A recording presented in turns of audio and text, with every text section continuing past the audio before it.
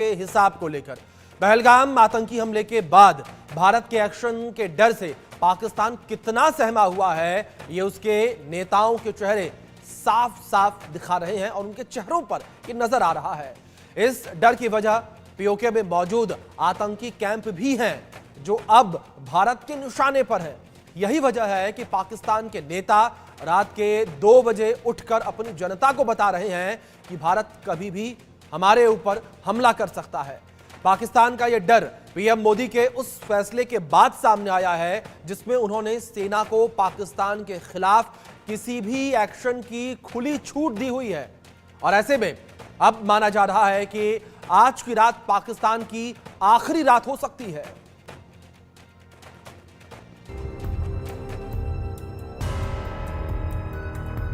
आज जुमे की रात है। आज की रात पाकिस्तान पर बेहद भारी पड़ने वाली है। आज की रात पाकिस्तान का नक्शा दुनिया के मानचित्र से हमेशा के लिए साफ हो जाएगा। शहबाज की धड़कन बढ़ी हुई है, मुनीर की आंख फड़क रही है, क्योंकि इन्हें पता चल चुका है भारत पाकिस्तान से 26 मौतों का बदला लेने जा रहा है। भारत के रणबांकुरे 20 सेकंड में पाकिस्तान से, उसकी सेना से, उसके पाले आतंकियों से पहलगाम आतंकी हमले का बदला ले लेंगे। इंडिया न्यूज ने आज बड़ा खुलासा करते हुए पाकिस्तान की पोल खोल दी, उसका चेहरा बेनकाब कर दिया, दुनिया को दिखा दिया पाकिस्तान के खाने के दांत और दिखाने के और हैं। इंडिया न्यूज ने आज दुनिया को पीओके में मौजूद 42 टेरर लॉन्च पैड की लाइव लोकेशन दिखाई। ये वो इलाके हैं जो ठीक सामने पाकिस्तान का जो कब्जे वाला कश्मीर है वहां पर हैं। और इन तमाम 42 लॉन्च पैड की अगर बात की जाए तो कश्मीर से लेकर जम्मू में अखनूर तक लाइन ऑफ कंट्रोल का जो इलाका है वहां पर ये लॉन्च पैड जो हैं पाकिस्तानी सेना की मदद से बनाए गए हैं। इन इलाकों की अगर बात की जाए तो 42 लॉन्च पैड के साथ साथ इन इलाकों में लगभग 1 दर्जन से ज्यादा ट्रेनिंग कैंप हैं आतंकियों के, जिनमें पाकिस्तानी सेना के कमांडो जो हैं इन आतंकियों को ट्रेनिंग देते हैं और जब भी इन्हें तैयार किया जाए उसके बाद इन्हें लॉन्च पैड्स पर भेजकर जम्मू कश्मीर में दाखिल कराने के लिए सेना पूरी मदद करती है। और उसके लिए पाकिस्तान को चाहे युद्ध विराम का उल्लंघन क्यों ना करना पड़े। केरन, गुरेज, मच्छल, उरी, तंगधार में एलओसी के उस पार पीओके में ये टेरर कैंप मौजूद हैं। एलओसी पर बनाए गए 42 लॉन्च पैड की अब असली कहानी आपको बताता हूं।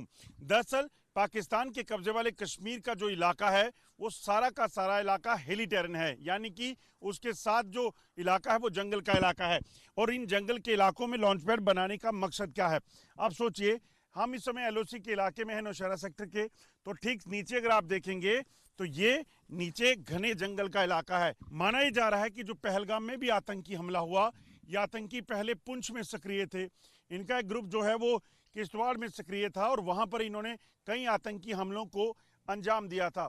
और अब जब इन्हें पाकिस्तान से हुक्म मिला कि आपने यहां पर एक बड़े हमले को अंजाम देना है, तो ये लोग पैदल चलकर जंगलों से होते हुए इस पहलगाम के इलाके में पहुंचे कश्मीर में और वहां पर जाकर उन्होंने एक बड़े हमले को अंजाम दिया। अब पीओके में मौजूद इन टेरर कैंप के संपूर्ण नाश का समय आ गया है।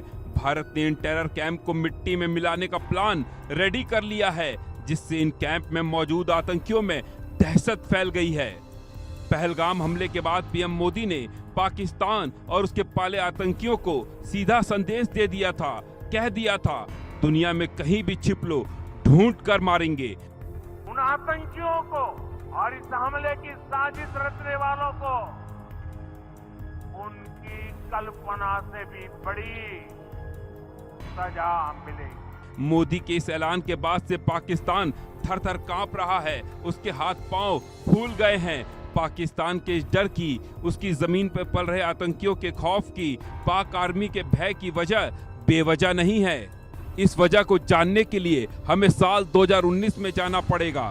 तारीख थी 14 फरवरी, जब लश्कर के आतंकियों ने पुलवामा में आतंकी हमला किया था। इस हमले में हमारे 40 वीर जवान शहीद हो गए थे। इसके बाद पीएम मोदी ने कहा था आतंकियों को बख्शा नहीं जाएगा, जिसके बाद भारत ने बालाकोट एयर स्ट्राइक को अंजाम दिया था। इस एयर स्ट्राइक में भारत ने बालाकोट और उसके आसपास मौजूद टेरर कैंप को मिट्टी में मिला दिया था।